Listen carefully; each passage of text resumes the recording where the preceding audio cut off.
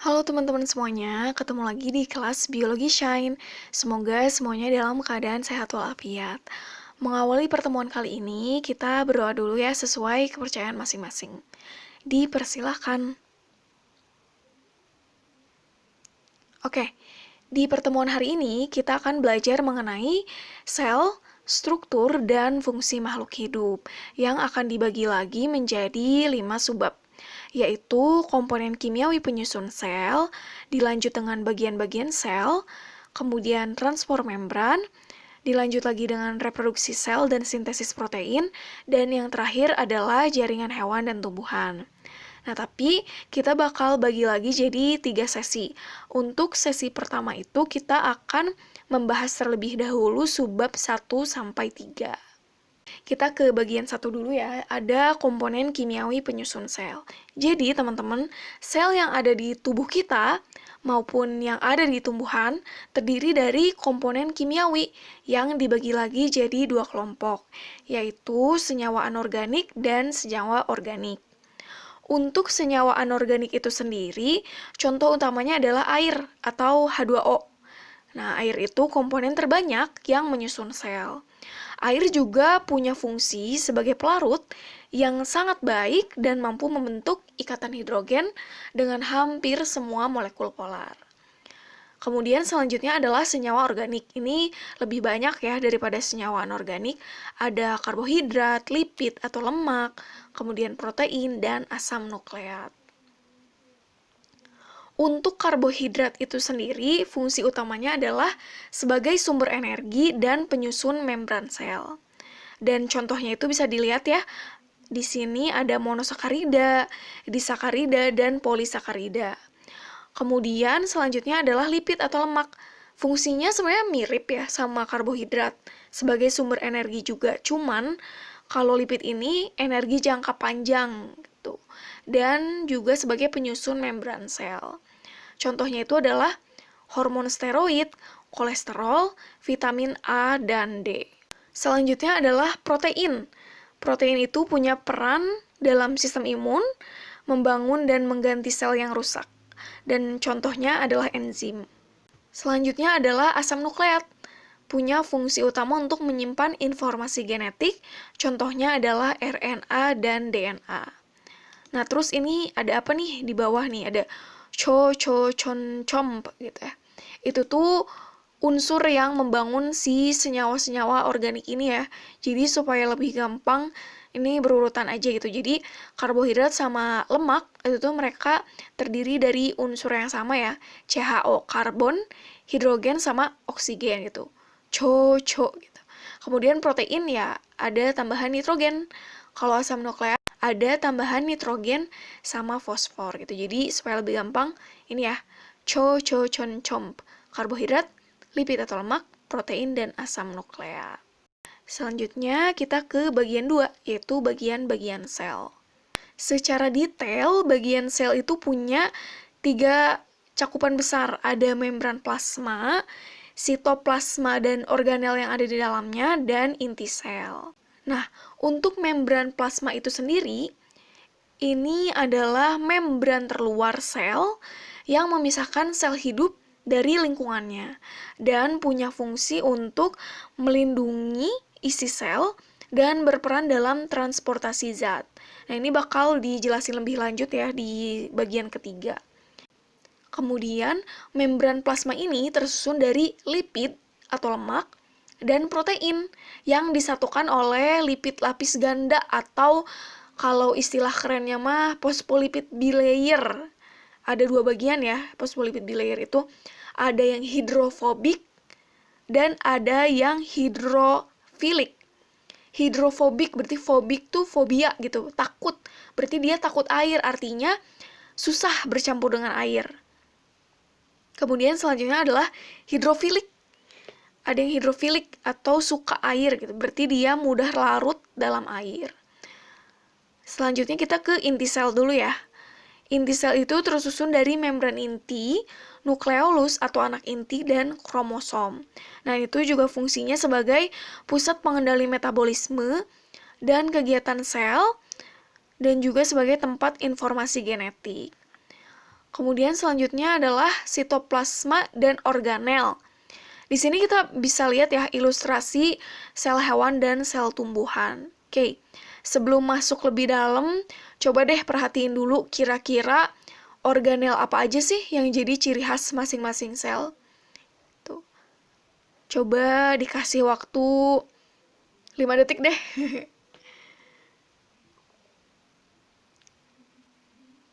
Oke, sip. Kita coba lihat dulu ya dari yang terlihat nih. Oke. Di sini kalau misalnya kita bisa lihat secara jelas, dinding sel cuma ada di sel tumbuhan. Nah, ini udah disinggung ya di pertemuan pertama. Ini tuh yang bikin tumbuhan jadi lebih kaku. Kemudian selanjutnya adalah plastida dan kloroplasma cuma ada di sel tumbuhan. Kemudian vakuola ya. Vakuola di sel tumbuhan itu besar banget. Sementara di sel hewan itu kecil atau bahkan ada juga yang nggak punya vakuola. Selanjutnya adalah lisosom. Lisosom itu cuma ada di sel hewan. Oke, sekarang kita coba telaah lebih jauh setiap organel dan fungsinya. Kita mulai dari mitokondria dulu ya. Jadi, mitokondria itu punya fungsi sebagai pusat respirasi sel untuk menghasilkan energi. Kemudian selanjutnya adalah RE atau retikulum endoplasma. Kalau misalnya teman-teman dapat gambar yang lebih jelas, sebenarnya bisa kelihatan RE itu ada dua macam. Ada RE kasar sama RE halus. Kalau RE kasar itu sebenarnya ada bintik-bintiknya. Nah, bintik-bintik itu tuh adalah ribosom gitu ya, ditempelin ribosom gitu. Nah, karena ada dua macam, jadi beda juga fungsinya. Kalau RE kasar, fungsinya itu menampung protein yang dibuat oleh ribosom. Kemudian kalau RE halus, fungsinya untuk mensintesis atau membuat molekul lemak, fosfolipid, dan steroid. Oke, selanjutnya kita ke ribosom. Gak ada ya di sini, kecil soalnya. Ribosom itu fungsinya sebagai tempat sintesis protein ya, teman-teman. Jadi dia tuh bakal bikin protein. Kemudian selanjutnya adalah badan Golgi. Badan Golgi yang di pinggir ya, pinggir-pinggir itu. Nah, itu fungsinya adalah alat pengeluaran atau sekresi protein dan lendir. Oke, selanjutnya ada vakuola ya. Nah, vakuola itu sebenarnya lebih berperan di sel tumbuhan. Bisa memompa air keluar dari sel untuk menjaga keseimbangan konsentrasi ion dan molekul yang ada di dalam sel. Nah, kalau di tumbuhan, vakuola juga bisa nyimpen cadangan protein di dalam biji gitu. Dan bisa juga menyimpan komponen beracun untuk melindungi tumbuhan dari hewan herbivora. Kemudian ada juga beberapa vakuola yang punya pigmen. Kemudian selanjutnya ada kloroplasma. Kloroplasma itu bagian dari plastida sebenarnya, atau plastida yang mengandung klorofil. Nah, kloroplasma ini adalah organel fotosintesis yang mengubah energi matahari ke energi kimia yang tersimpan dalam molekul gula. Oke, selanjutnya kita ke bagian yang lain. Yang pertama itu ada lisosom. Nah, lisosom ini fungsinya untuk mencernakan organel-organel sel yang udah rusak atau udah tua. Yang selanjutnya adalah peroksisom. Nah, peroksisom ini tuh punya enzim katalase untuk ngurai hidrogen peroksida jadi air dan oksigen. Kemudian ada sitoskeleton. Ini fungsinya untuk menyokong sel dan mempertahankan bentuk sel. Nah, biasanya itu terdiri dari filamen-filamen gitu, filamen-filamen kecil sama mikrotubul. Kemudian selanjutnya ada sentriol. Nah, ini tuh berperan pada saat pembelahan sel gitu. Baik, selanjutnya kita ke bagian 3, yaitu transport membran.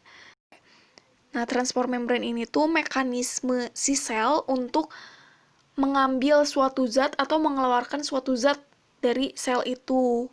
Nah, mekanisme transport zat melalui membran plasma biasanya tuh berlangsung secara pasif maupun aktif. Nah, perbedaannya apa sih? Kalau transport pasif dia tuh nggak membutuhkan energi. Sedangkan kalau aktif kebalikannya, dia butuh energi selama keberlangsungan prosesnya.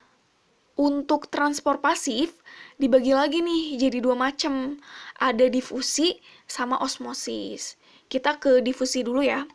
Difusi itu biasanya perpindahan zat dari yang konsentrasinya tinggi ke konsentrasi rendah. Jadi supaya seimbang gitu, supaya sama konsentrasinya. Contohnya kalau dalam kehidupan sehari-hari mungkin yang gampang, peristiwa terserapnya air oleh akar. Dan ada catatan tambahan juga, kalau zat yang keluar masuknya bersifat polar, maka difusinya itu dibantu atau difasilitasi oleh protein membran gitu. Kemudian selanjutnya ada osmosis. Nah, kalau osmosis ini perpindahan molekul air spesifik ya, dari larutan encer atau hipotonis ke larutan pekat atau hipertonis melalui membran. Contohnya mungkin bisa dilihat tercampurnya sirup dengan air. Oke, selanjutnya adalah transport aktif. Yang pertama itu ada endositosis dan eksositosis. Kalau endositosis, ini tuh proses masuknya makromolekul ke sel melalui pelipatan membran. Jadi nanti tuh si membran plasma itu bakal ngelipet gitu. Bakal kayak ngemakan gitu loh. Gitu. Kalau exo kan keluar, X itu keluar. Nah, ini berarti kebalikannya gitu. Keluarnya makromolekul dari sel melalui pelipatan membran juga. Nah, untuk contoh endositosis itu ada fagositosis sama pinositosis. Kalau fagositosis itu khusus yang padat. Kalau pinositosis khusus larutan gitu atau yang cair. Kemudian kalau contoh eksositosis itu adalah sekresi atau pengeluaran hormon insulin. Nah, selanjutnya ini masih bagian transport aktif ya, namanya pompa ion. Jadi ini tuh adalah transport ion yang ada di membran. Dan itu tuh terjadi karena adanya beda potensial membran. Nah, contohnya itu adalah pompa kalium dan natrium. Nah, untuk sesi 1 kali ini dicukupkan sampai sini.